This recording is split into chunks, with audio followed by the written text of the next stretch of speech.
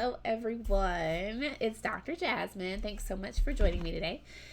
This video is actually one I've been really excited about. I'm going to do kind of a series for you guys this week that is dedicated to a part of nutrition that I feel like sometimes gets left out more than it should, because just as what you eat is super important, and definitely stay tuned, we'll talk about that totally when it comes to hair growth, but how you're actually utilizing that food that goes in is also crucial to growing healthy hair.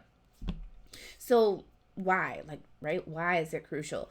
Well, I always think of back to when I was a kid and everybody's like, oh, remember, you are what you eat, so eat healthy. Well, it's so true, but it's also true, you are what you digest, right? So if you, let's say, eat the perfect diet and you're unable to properly break down those foods or absorb those foods in your gastrointestinal or GI tract, then it's almost like you didn't need it, because it just goes in and then it goes right out unchanged, or changed in a way that your body can't do anything with it.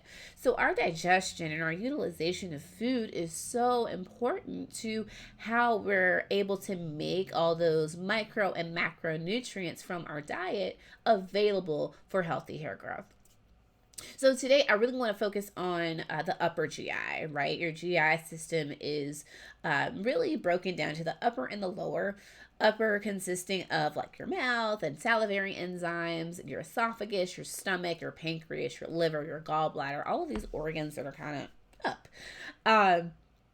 And kind of what they do, what you might be experiencing that is kind of a telltale sign that maybe your digestion is not where it needs to be.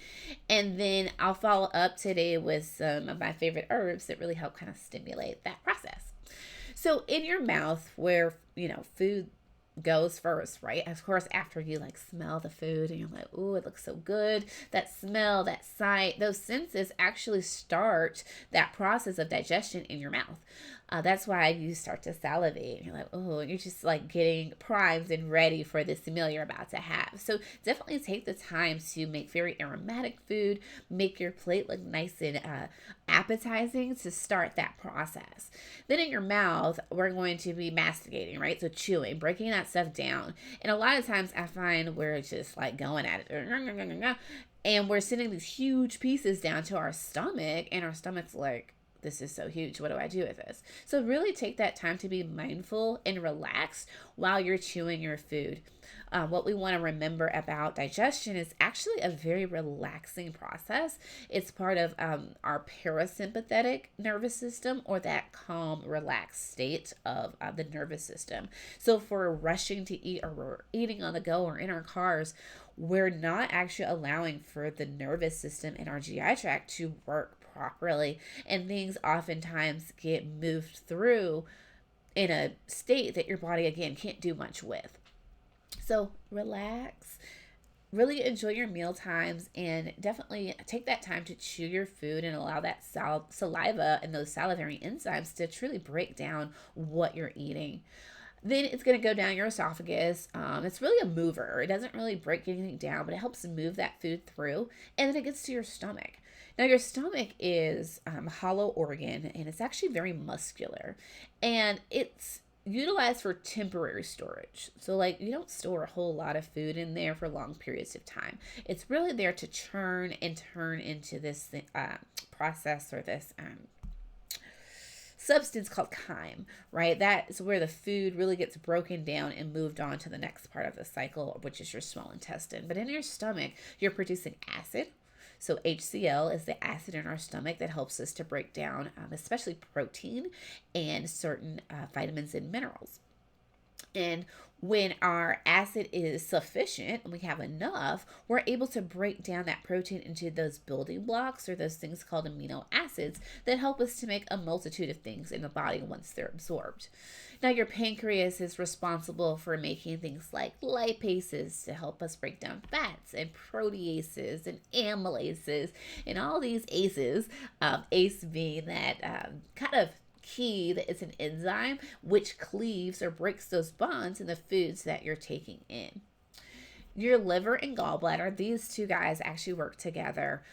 Your liver is the producer of bile, and bile is super important for absorbing fat soluble nutrients. So things like vitamin D, vitamin E, vitamin K, these are all required to be absorbed with bile. And your gallbladder is actually like a nice storage because your liver doesn't really store bile. It just makes it. So we have a gallbladder that stores it, houses it, concentrates it, and then when you eat fat, it gets triggered to release the bile, and your body does, it does its thing.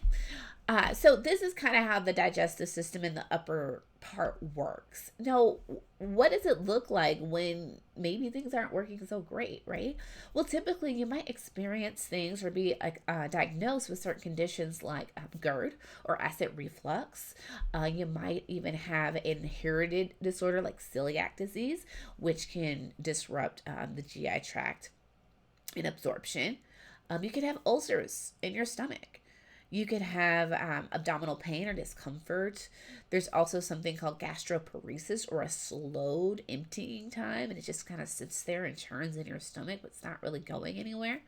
We can also have something called gastritis, or an inflammatory lining of the stomach causing distress. We can also have esophagitis, or something called Barrett's esophagus, or eosinophilic esophagitis, where there's this inflammation in these cellular changes in our esophagus, causing food movement to be uncomfortable or painful, and then that will decrease how much food's actually going in because you're so uncomfortable, right? We can also have an organism that grows in our stomach called H. pylori. They can also disrupt our ability to properly break down food and absorb it properly. So what do? Well, depending on kind of what you have will depend on what's going to be most beneficial. So if you have an inflammatory like gastritis or esophagitis, those anti-inflammatory herbs that we talked about, so things like turmeric or rosemary, ginger, these are really good herbs to cook with, and to be sure that you're, just living and eating a diet that's going to support reducing inflammation rather than supporting the formation of inflammation. If we're experiencing things like pain after eating, or gastroparesis, that slowed emptying, or that reflux that a lot of us get, we'll want to consider doing things like digestive bitters. So herbs that are very bitter actually basically wake up your digestive tract. So the way I think about it is like an alarm clock for your stomach, right? So you send the bitters down, things like ginger and gentian and dandelion leaf is very bitter. There's an herb known as the king of bitters called Andrographis. These herbs are great to take before eating just to kind of get things going.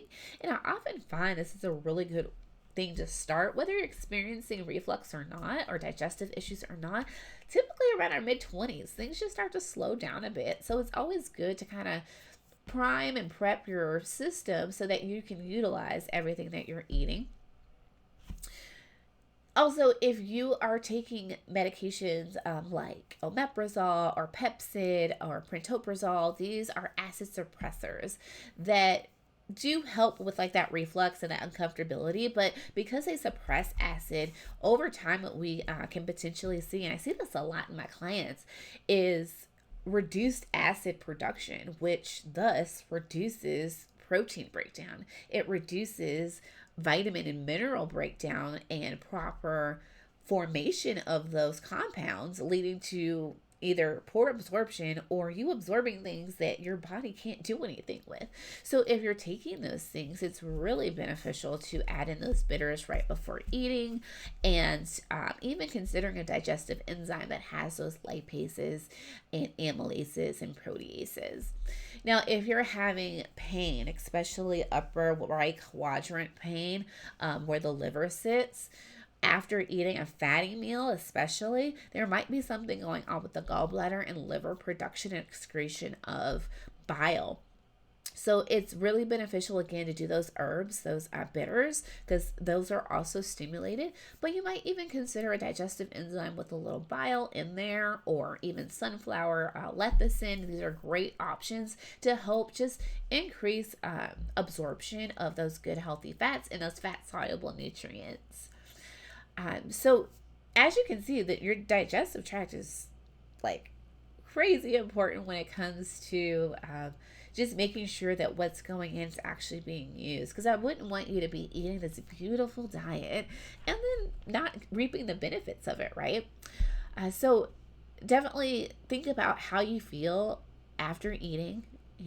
Think about maybe incorporating some of these bitter herbs, or maybe finding a good digestive enzyme to help increase proper breakdown and thus absorption. So, guys, if you do find that you have some of these symptoms, you're like, I've been diagnosed with GERD, or I'm always using antacids, or, omeprazole, or things like that, or if you find that maybe after eating you feel full for a very long time and it feels like the food's not moving on, definitely feel free to reach out to me. You can always visit me at drjasmine.com. I would love to work with you and help you optimize digestion so that, again, those ingredients, those needed nutrients are available for you and your hair growth. All right, guys. Well, that's it for today. Thank you so much for watching and for all of your support. Definitely like and subscribe. Comment if you have any questions or thoughts. I'd love to hear from you. And may God bless you and your health.